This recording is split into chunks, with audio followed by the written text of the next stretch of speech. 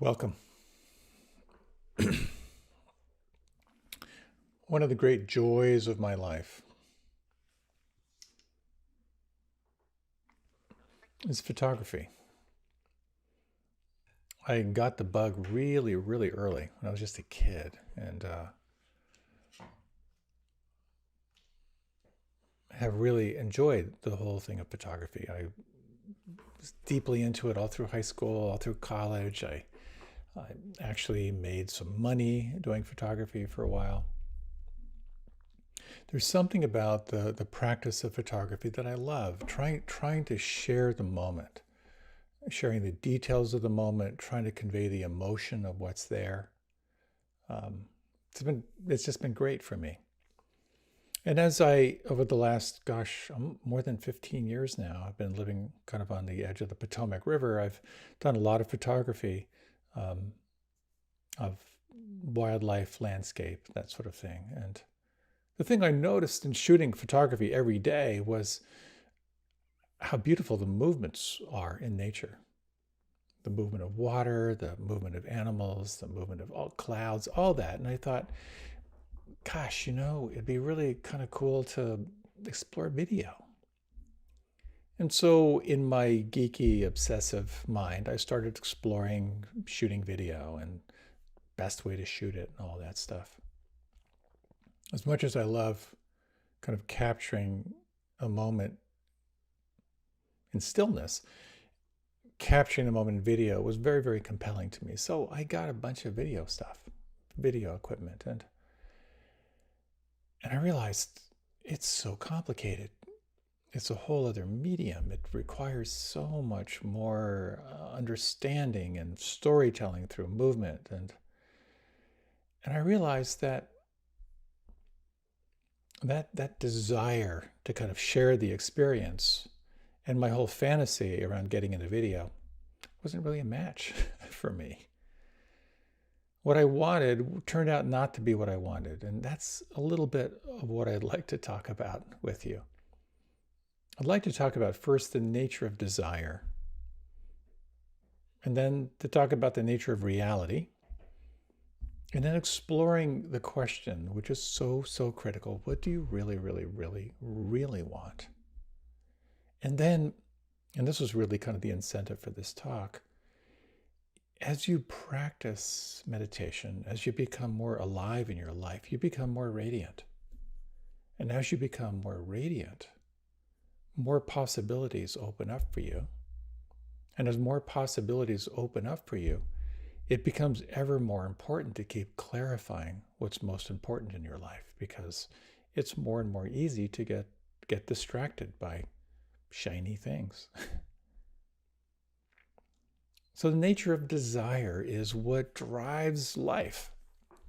And the classical story is Odysseus in the hero's journey and his relationship to the sirens. And the goddess Circe said, we must avoid the voices of the otherworldly sirens, steer past their flowery meadow. And so early on in the saga of Odysseus, he and his crew had to sail past the island of the sirens.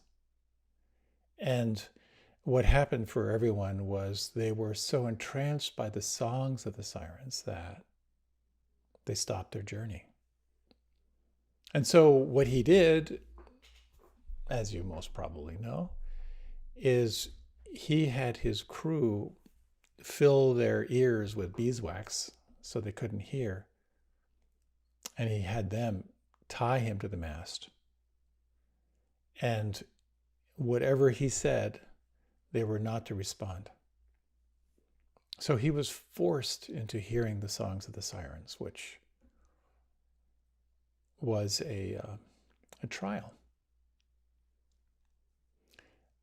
And that is such a really wonderful metaphor, because meditation, of course, is a perfect analogy for lashing yourself to the mast and listening to the songs of the sirens, listening to the voice of the past and the present. when you bring yourself into the here and now and lash yourself to the mast of the present moment, you'll notice how the mind is entranced by the past, entranced by the future, either through desire or through fear, by this constant wanting. The more you can stay lashed to the mast, the more you get to see the play of the voices of the sirens, the voices of the mind. And maybe you've had that experience. I've sat a fair number of retreats where I'm on a meditation retreat, or I'm just meditating, and I'm lashing myself to the mast at the present moment. And then I'm aware of the voice of the siren. I'm aware that I'm utterly lost in fantasy. But I decide to kind of stay with the fantasy because it's so enjoyable. That's life. We do the same thing. And no doubt you have had times where you have lashed yourself to the mast. Times when you're working toward a goal, working toward a degree, working to complete a project, where you are saying to yourself, I will not pursue these distractions because this is too important. I am delaying gratification for this. And that experience of delaying gratification for what you want can be incredibly rewarding. It's all about impulse control, delaying gratification for something that you want. So the nature of the mind is to simply want. The nature of the mind is desire, more and more in ever-increasing quantities forever and ever. Coming from a life of privilege where I pretty much got to do what I wanted and have what I wanted, it didn't really hit me until I had the experience in the Peace Corps of living in an incredibly impoverished country where I got to see people who had very, very little. And I could see people who were barefoot wanted shoes. People who had shoes wanted a bike. People who had a bike wanted a moped. People who had a moped wanted a motorcycle. People who wanted a car, had a motorcycle wanted a car. And they wanted a nicer car. No different around the entire planet.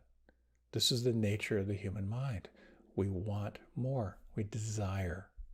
And it's this desire, as it has been said, that puts into effect the whole wheel of karma, the whole wheel of cause and effect.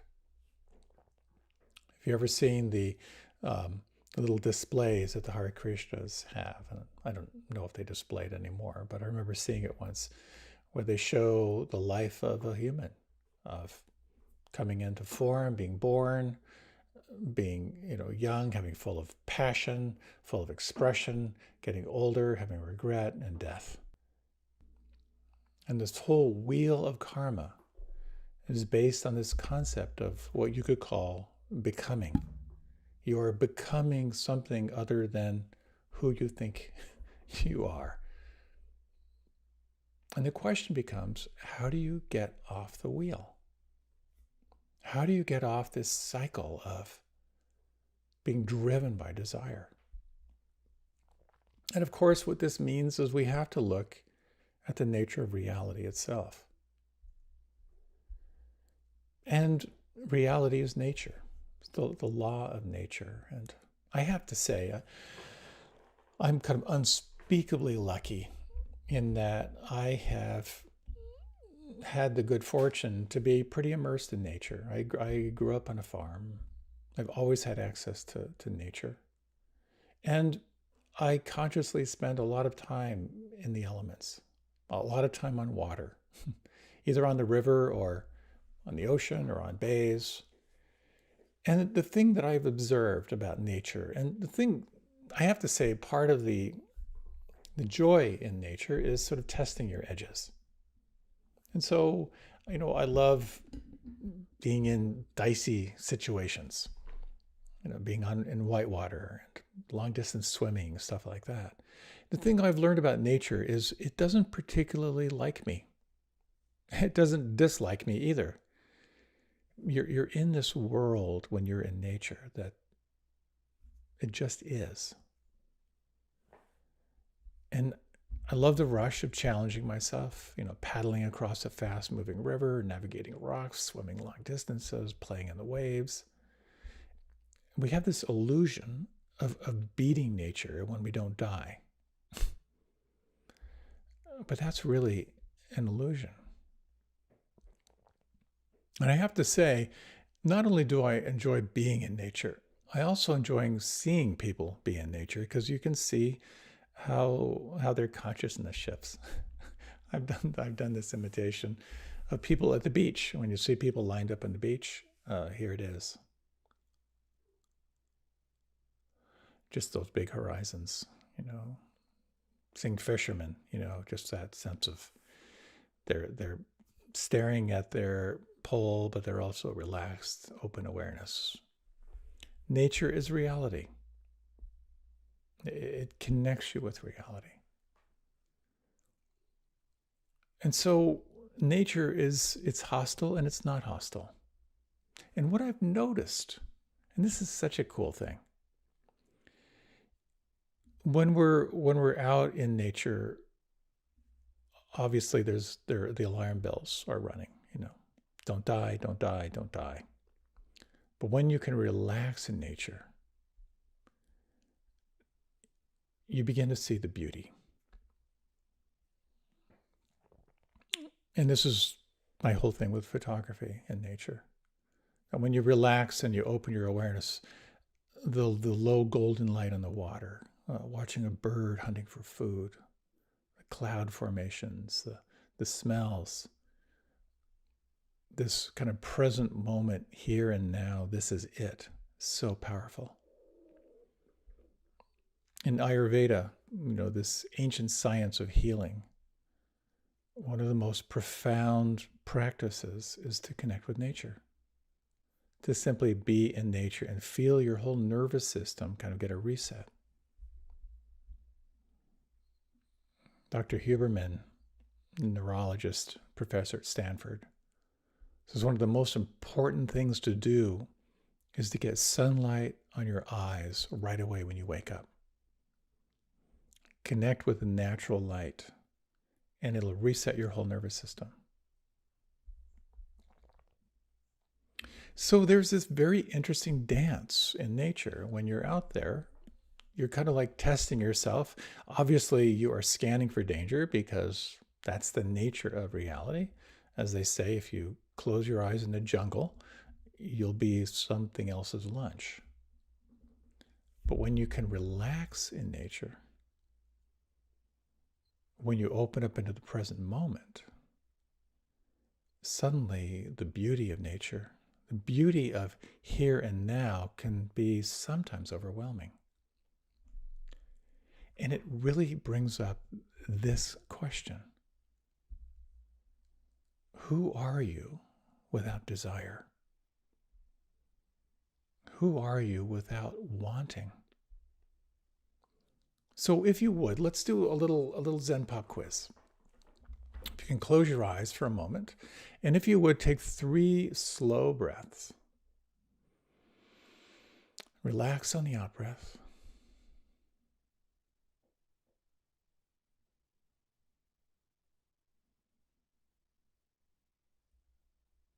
Soften. And let yourself contemplate the following question.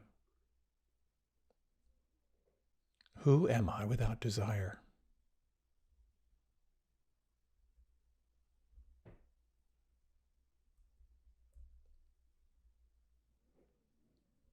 And if you could remain with your eyes closed, I'd like to take you on a little journey of the jhanas, which are the kind of the deeper states of consciousness that can arise through this doorway of desirelessness. You may notice a quality of what's described sometimes as an upwelling of just kind of the sensations that are here, the pleasant sensations that may or may not arise as you explore desirelessness.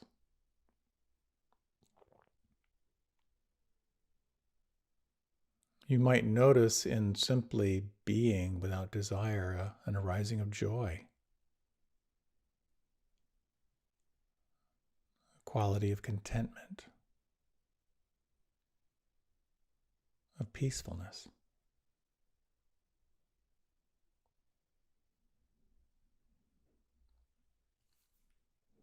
And as you sustain this awareness on desirelessness, of not wanting anything different than how it is, the jhanas go on to describe the awareness of spaciousness, the infinity of space,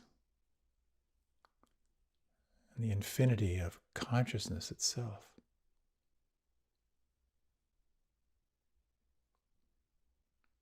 In this vastness of being, the sense of separation falls away, opening into this sense of oneness where there's neither perception nor non-perception, just presence itself.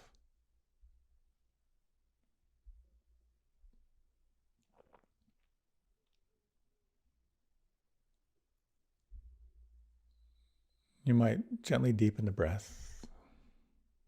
If you like, you can open your eyes. This is a delicate practice because desire is so subtle, it informs our every moment. But without desire, there's this tremendous potential. The moment begins to open up. And yet, you're not living in a cloistered space. You're living in the world. And then the question becomes, how do you manifest your life without desire? Is that even possible? And this is a really key point. What kind of desire? Because there are all kinds of desires. There's sense-based desire, but then there's a quality of desire that's not sense-based. There's sort of the desire for things, but then there's the desire to be kind, the desire to be awake. And it brings up this question, well, what do you really, really want? It's a question we don't necessarily get to ask ourselves that often. But there was a time way, way back, well, even now, where I was really interested in how do you actually manifest stuff? How do you bring things forward into the world? This is an old story, so I'm dusting this one off because I was really fascinated with this whole idea of manifesting your reality. There was a time way back when I was macrobiotic, and the macrobiotic diet is eating everything in season within 40 miles without preservatives, with all that stuff. So basically eating a very, very, very, very simple diet, which was great. But I started to feel kind of weak, and I thought, maybe I should try some fish. Maybe that would be helpful because I hadn't eaten any meat in many, many years. And I remember once going out and having a fish dinner, and I woke up feeling so strong and so healthy. I thought, wow, this is good. I got to get more fish in my diet. But at that time, I had a vow of poverty, a vow of celibacy, and $28 a month doesn't go very far to buy some fish. So I thought, this whole principle of manifesting, let me try this on. Let me see what this is like. Obviously, I don't have the money to buy fish. I wonder if I could just bring more fish into my life. So I did this whole kind of meditation, and part of it is, reflecting on just receiving, like saying yes to receiving.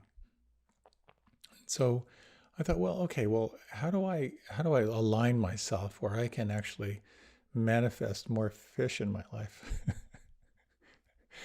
So as I'm meditating, I thought, so when I if I eat fish, I'll feel strong. And if I feel strong, I can be more active. And if I'm more active, I can serve and I can contribute more to the world. So I'm hereby allowing myself to have more fish in my life. I kind of felt something go click out there in the universe. I kind of lined it up. And later that afternoon, this is when I was living in the ashram, someone who'd been to the ashram many, many times, he kind of came up to me that afternoon. He said, "Is there a place you can get fish around here?" I thought, wow, this is interesting. I said, yeah, well, you can, they fry it over here, they bake it over here, this restaurant over there does this. He goes, okay, so that's good, because I don't know why, but I just had this overwhelming feeling that I should take you out for a fish dinner. I thought, wow, this is working. So yes to the fish. And then I think that was like on a Thursday. And then I was teaching at a place called the Tarrytown Conference Center that weekend. And they had fish at every meal during the weekend.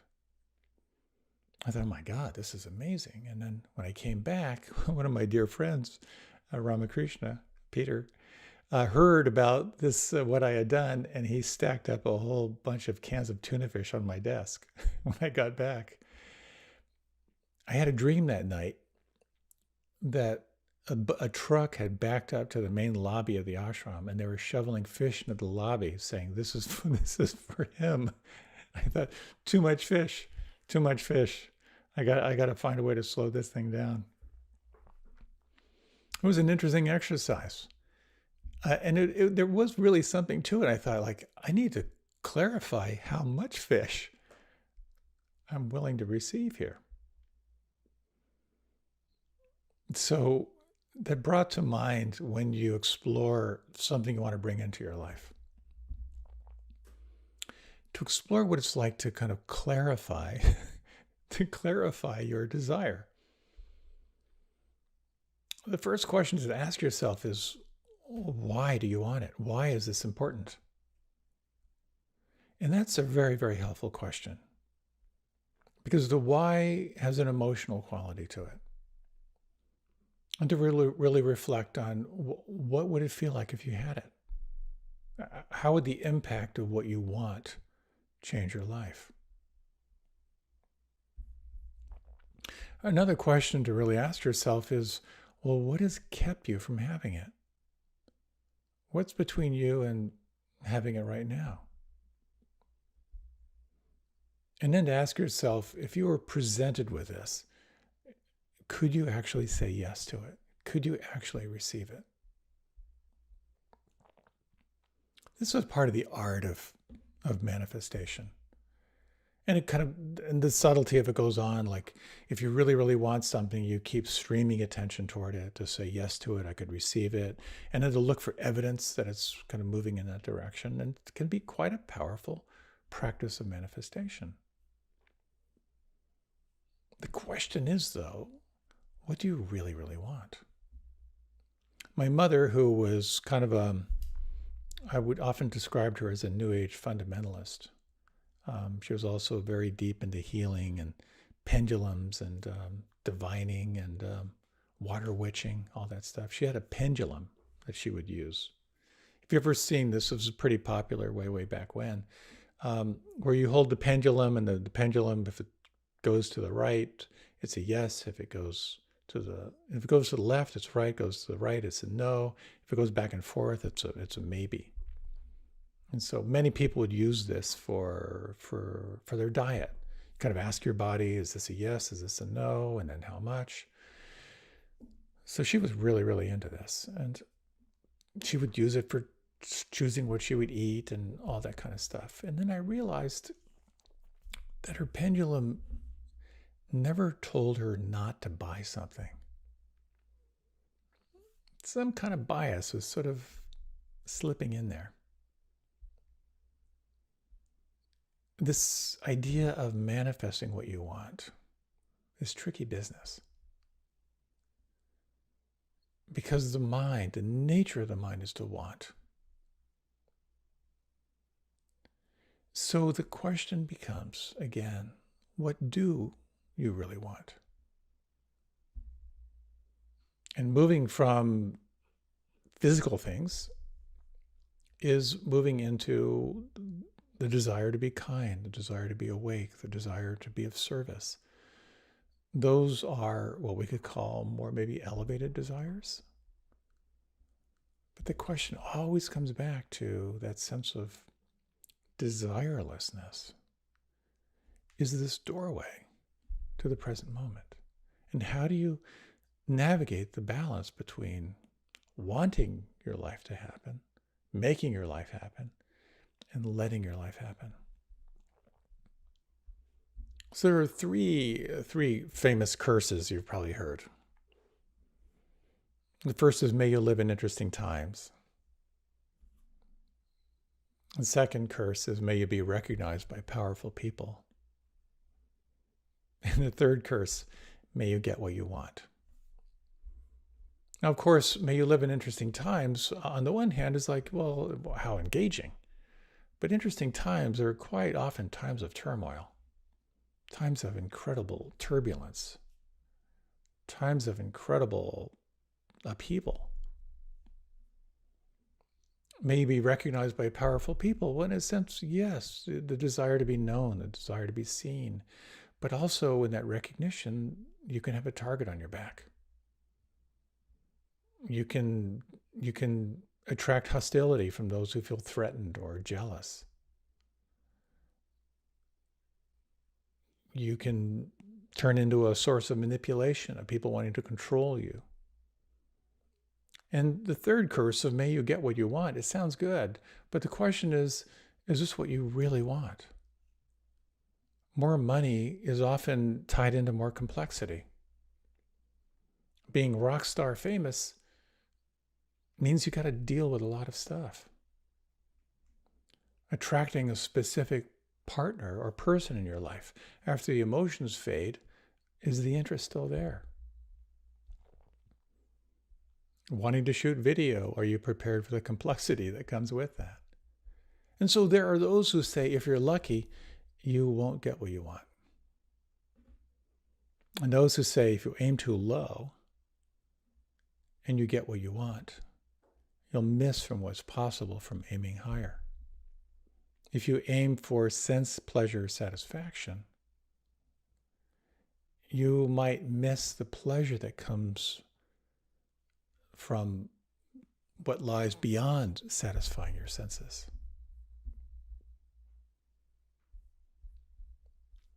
Such a tricky business.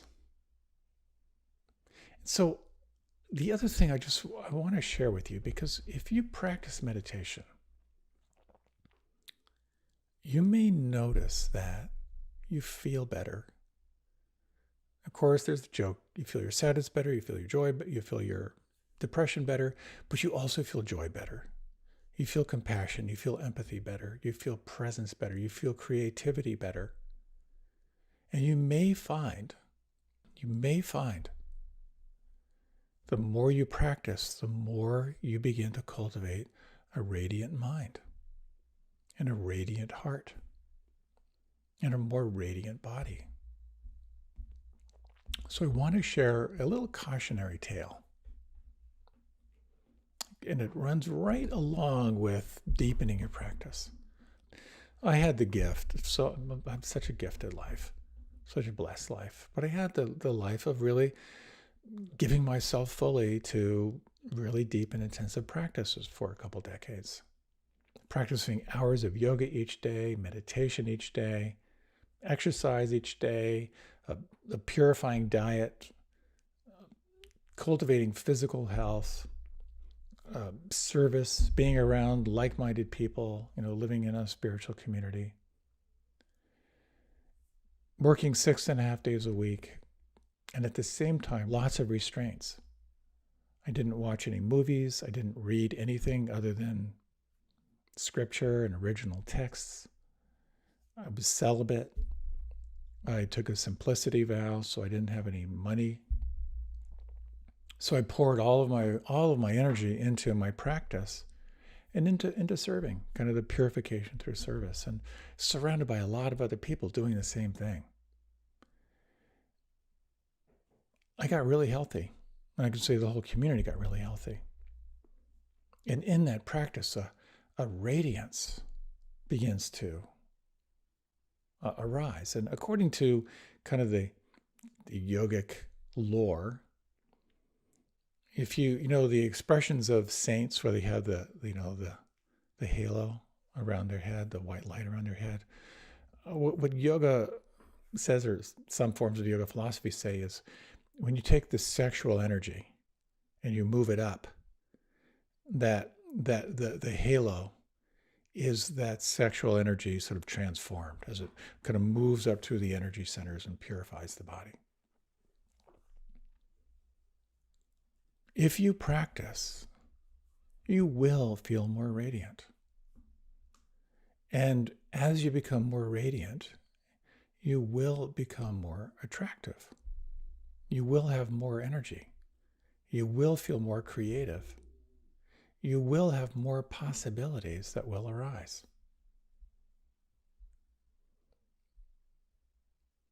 And the question is, as you build energy, as you build that radiance, do you spend it or do you invest it?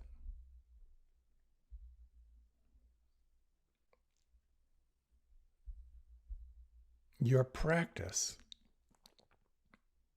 inevitably will purify you. And I love the analogy of the energy that you're building. It's kind of like a checking account. You keep adding to it.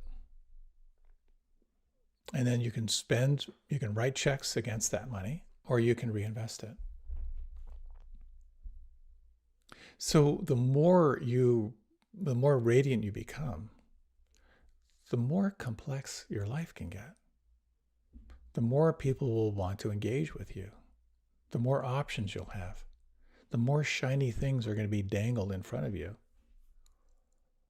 And this is where it's so important to continue to refine what's most important and to keep giving yourself to that.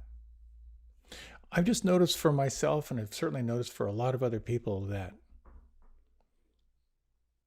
temptation becomes much more alive when you have energy, when you have options. Back to the kind of the yogic model of sort of transforming that energy, it's like you're riding an elevator. This is sort of the analogy when you're practicing celibacy, which I am no longer practicing, although I'm grateful I did. It's like riding an elevator. You can get off the elevator at any time, but if you can stay focused on what's most important, what you may find is the more you can lash yourself to the mast and remember your journey, remember the why you are here and what you are here for, that those voices of the sirens, all those shiny things that will call your attention away from the here and now, you'll continue to strengthen. And it's this curious thing. The more you practice, the more you will develop not only the radiance, but you'll develop that witness, the capacity to observe without preference. And at the same time, you are unwinding all the old tensions that hold you back from being fully alive. It's in many ways why those who practice deeply are inevitably drawn to cloister themselves. And so the question becomes, how do you practice in the world? That's a question only you can really answer for yourself. But I wanted to share this because desire is what runs the entire show. If you don't have impulse control, you simply become a reaction machine where you're just simply distracted by the shiny things. When you can pause And you can begin to develop this capacity to be present, to be the witness of all those desires, and to develop your capacity to sense, even if just for moments, who you are without desire. Another world begins to open up. There's an interesting question, with just a few minutes left. If you like, you can close your eyes. And you might, again, take 3 slow, deep breaths. If you were guaranteed absolute success in anything you chose, what would you choose to do?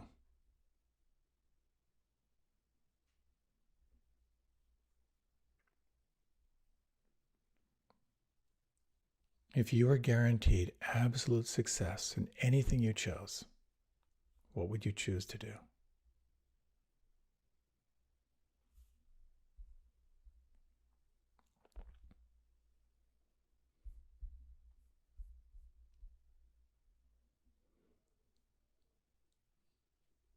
This question has been described by some wonderful teachers and wonderful traditions as a question that will peel away everything you're not. Ramana Maharshi kind of boiled it down to the question, what do you really, really want?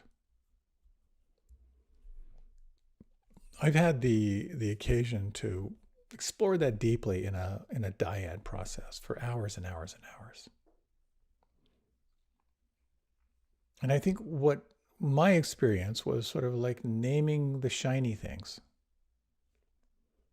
And then to keep coming back to the sincere question, what do I really, really want? And then beginning to get underneath kind of the shiny material things. I think ultimately, what we want is to be awake. What we want is to experience happiness that is independent of conditions.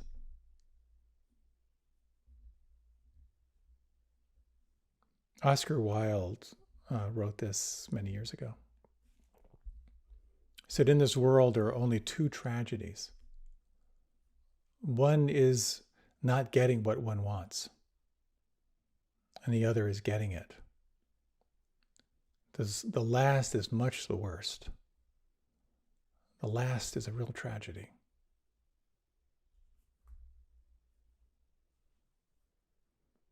I'm reminded by those words attributed to Christ, being in the world but not of it. And this, I think, becomes the practice. To be in this world with so many shiny things. To be in this world of such suffering. To be in this world where there's this mad pursuit of looking for contentment through sensual pleasures. And it's not about denying that world. And at the same time, it's not about indulging in that world. It's very much this question of what do you really, really want? And what are you willing to give up to get it? Such an amazing dance. And so as you practice, as you feel more radiance, as you feel more possibilities in your life, as you begin to sense more and more that kind of that exquisite language that Deepak Chopra says, as you sense that world of infinite possibility that is only comes through that deep inner stillness, may you continue to be informed by your deepest desires. Let's close with a short meditation. If you like, you might close your eyes.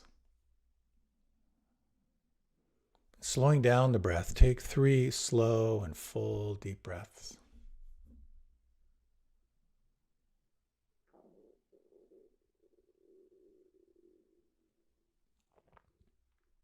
And can you imagine, just in these next few moments, this moment without adding anything or taking anything away.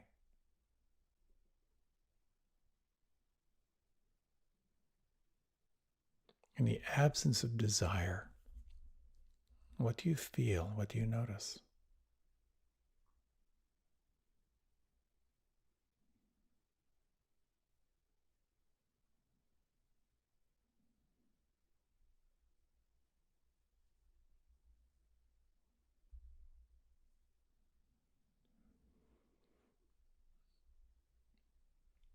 And letting your mind explore the following question. And just noting what arises for you. In this brief, precious life that you've been given,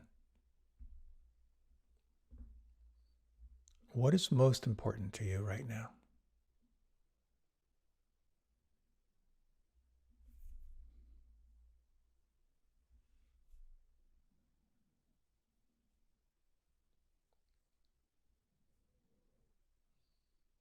And is it possible that that which you most want is already here?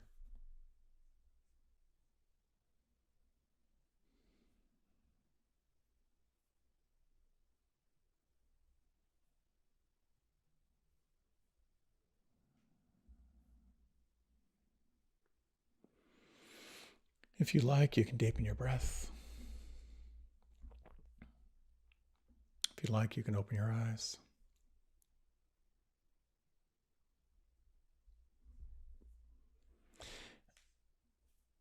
As we are not living in caves, but living in the world, it falls on each of us to pause, to kind of remember what it's like to tie yourself to the mast, to be aware of all the different voices and the different songs that will call you away from yourself. And to ask yourself from time to time with great sincerity, what is most important? What do I most want to remember today? I hope you have found this helpful. And as you explore and experience more radiance, may you be guided by that inner sense of knowing. Thank you so much for your time and your attention. Many, many blessings in your practice and in everything you are called to do. I look forward to being with you again.